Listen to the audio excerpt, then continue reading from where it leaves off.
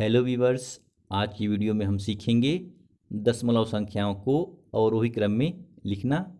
और इस श्रृंखला में हम डिफ़िकल्ट लेवल प्रश्नों को हल करेंगे।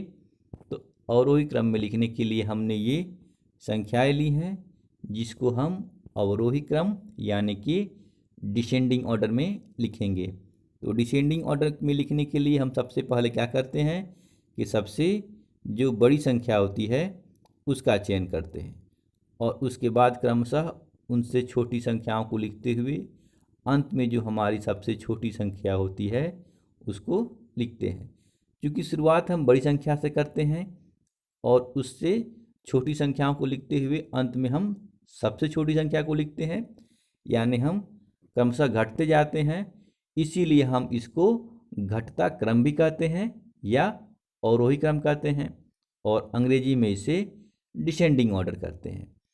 तो सबसे पहले बड़ी संख्या चुनने के लिए हम देखते हैं कि दशमलव के पहले किस संख्या का मान सबसे अधिक है। तो ये जो हमारी संख्या दी हुई है इसमें हम देखते हैं तो पहली संख्या में हमारा 12 है, दूसरी संख्या में दशमलव के पहले 1 है, तीसरी संख्या में दशमलव के पहले 74 है, चौथी संख्या में दशमलव के पहले 9 है और पांचवी संख्या में दशमलव के पहले 74 है।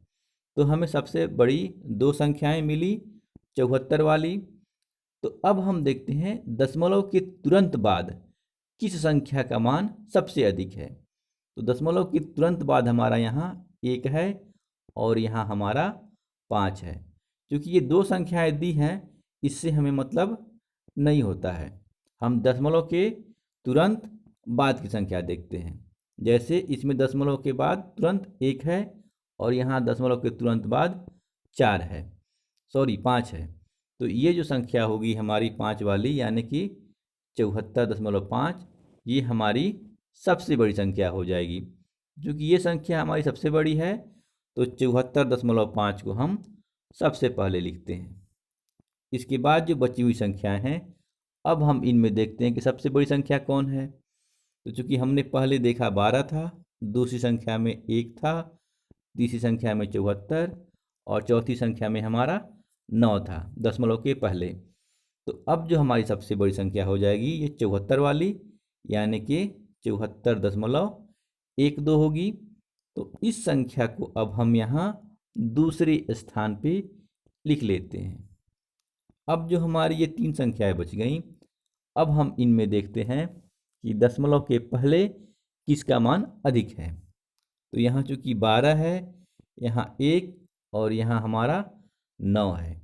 तो अब जो 12 वाली संख्या है यानी कि 12.5, अब ये इन तीनों संख्याओं बची हुई तीनों संख्याओं में सबसे बड़ी संख्या है।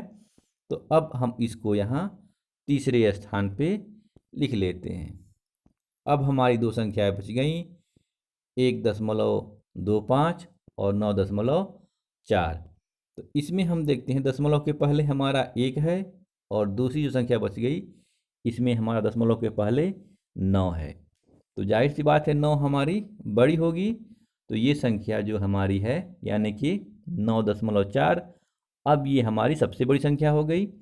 तो इसको अब हम यहाँ चौथे क्रमांक या चौथे स्थान पे लिख लेंगे। और इसके बाद जो अंत में हमारी एकमात्र संख्या बच गई 1.25, इसको हम पांचवें स्थान पे लिख लेते हैं। तो इस प्रकार ये जो हमारा प्रश्न था जिसको हमें अवरोही क्रम या डिसेंडिंग ऑर्डर में लिखना था, तो इसका सही अवरोही क्रम क्या हुआ, सबसे पहले 74.5, फिर उससे छोटी 74.12, फिर उससे छोटी 12.5, फिर उससे छोटी 9.4 और अंत में सबसे छोटी संख्या 1.25। तो ये होता है दशमलव संख्या को अवरोही क्रम में लिखने का सही तरीका। आइए एक और प्रश्न से इस उदाहरण को समझने की कोशिश करते हैं। अब हमने जो संख्याएं ली वह हैं 8.23, 14.5, 5.452, 7.6 और 8.28, और इसे भी हम अवरोही क्रम या डिसेंडिंग ऑर्डर में लिखेंगे। तो ठीक वैसे ही हम देखते हैं कि दशमलव के पहले किसका मान सबसे अधिक है। पहली संख्या में हम दशमलव के पहले देखेंगे तो 8 है, दूसरी संख्या में हमारा दशमलव के पहले 14 है, और तीसरी संख्या में दशमलव के पहले 5 है, चौथी संख्या में दशमलव के पहले 7 है, और पांचवी संख्या में दशमलव के पहले 8 है। तो अब जो हमारी दशमलव के पहले जो सबसे बड़ी संख्या दिख रही है वह हमारी 14.5 वाली है। तो इस संख्या को हम सबसे पहले लिख लेते हैं, यानी कि सबसे बड़ी संख्या हमारी इस श्रृंखला में कौन सी है? 14.5। अब जो हमारी ये चार संख्याएं बच गईं, अब हम इनमें देखते हैं कि दशमलव के पहले किसका मान सबसे अधिक है। तो हम देखते हैं कि दशमलव के पहले अब 8, 5, 7 और ये 8 वाली संख्याएं बच गईं। तो चूंकि अब जो संख्याएं बची 8 वाली ये बड़ी है, लेकिन 8 वाली हमारे पास दो संख्या है, यानी दो संख्याएं हैं जिनमें दशमलव के पहले 8 है।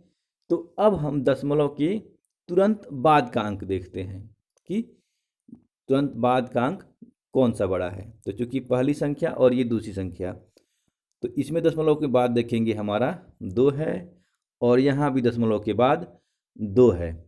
तो अब यहाँ भी दोनों के मान बराबर हो जा रहे हैं। तो हम इसके बाद अगली संख्या को देखते हैं। तो पहले हमारा 3 है और दूसरे में हमारा 8 है, यानी कि ये संख्या हमारी अब सबसे बड़ी संख्या हो गई। तो इस प्रकार जो हमारी अब दूसरी संख्या जो सबसे बड़ी है वह है 8.28। तो अब इस संख्या को हम यहाँ दूसरे स्थान पे लिख लेते हैं। अब जो हमारी ये तीन संख्याएं बच गईं, इनमें देखते हैं कि दशमलव के पहले किसका मान सबसे बड़ा है। तो अब हम देखते हैं, तो यहाँ हमारा पहली संख्या में 8 है, दूसरे में 5 है और तीसरे में 7 है। तो अब जो सबसे बड़ी संख्या हो गई हमारी वह हो गई 8 वाली, यानी कि 8.23। तो इस संख्या को हम यहाँ अब तीसरे क्रमांक पे लिख लेते हैं। और इसके बाद जो हमारी अब ये दो संख्याएं बच गईं, अब हम इनमें देखते हैं कि दशमलव के पहले किसका मान अधिक है। तो देखने के बाद स्पष्ट हो जाता है कि चूंकि यहाँ 7 है और यहाँ हमारा 5 है, तो ये 7 वाली संख्या सबसे बड़ी होगी, यानी कि 7.6। अब जो सबसे बड़ी संख्या है इसको हम चौथे स्थान पे अब लिख लेते हैं। और अंत में जो हमारी संख्या बच गई, यानी कि 5.452, इसको हम यहाँ अब अंत में 5वें स्थान पे लिख लेते हैं। तो इस प्रकार ये जो हमारा प्रश्न था जिसको हमें अवरोही क्रम में सजाया, तो सजाने के बाद हमारा सही क्रम या सही उत्तर क्या आया? 14.5, फिर उससे छोटी संख्या 8.28, फिर उससे छोटी संख्या 8.23, फिर उससे छोटी संख्या 7.6, और इस श्रृंखला में जो सबसे छोटी संख्या हुई वह हो गई हमारी 5.452। तो ये होता है हमारा दशमलव संख्याओं को अवरोही क्रम यानी कि डिसेंडिंग ऑर्डर में लिखने का सही तरीका। बाकी ये एक अभ्यास प्रश्न है, इसका उत्तर आप कमेंट बॉक्स में ज़रूर दें ताकि हमें भी मालूम चले कि आपको हमारे बताए कॉन्सेप्ट से कितना लाभ हुआ। बाकी वीडियो अच्छी लगी हो तो लाइक और शेयर करना ना भूलें। मिलते हैं ऐसे ही ज्ञानवर्धक अगली वीडियो में, तब तक के लिए बाय बाय।